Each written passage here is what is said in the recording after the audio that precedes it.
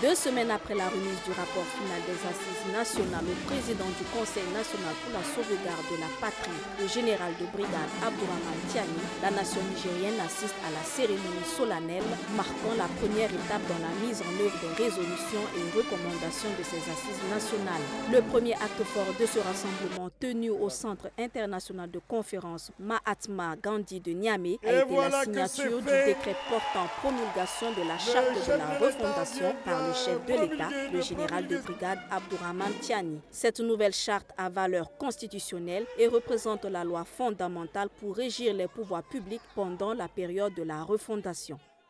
Elle organise les pouvoirs publics et pose les principes et valeurs de la refondation de notre République.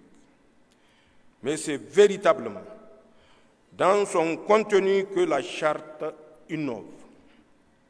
En effet, elle consacre, entre autres, le principe d'un recours au référendum populaire pour permettre au peuple de s'exprimer sur tout projet d'installation de bases militaires étrangères dans notre pays ou encore des mesures inédites de protection de nos ressources naturelles pour que les Nigériens véritablement profitent de l'exploitation de leurs richesses.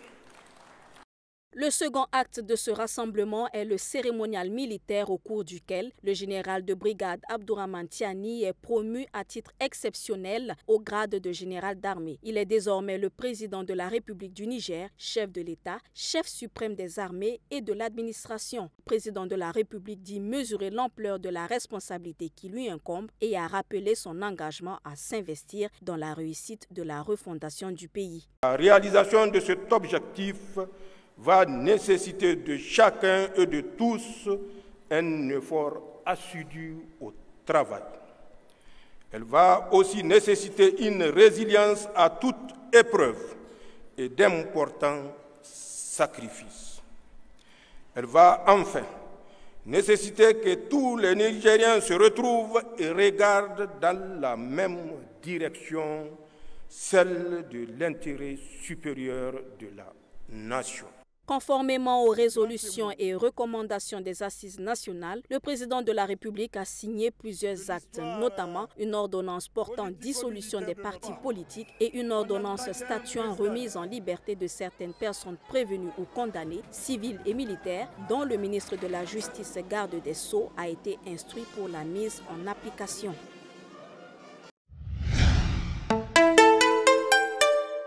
Twi TV, la télé interactive.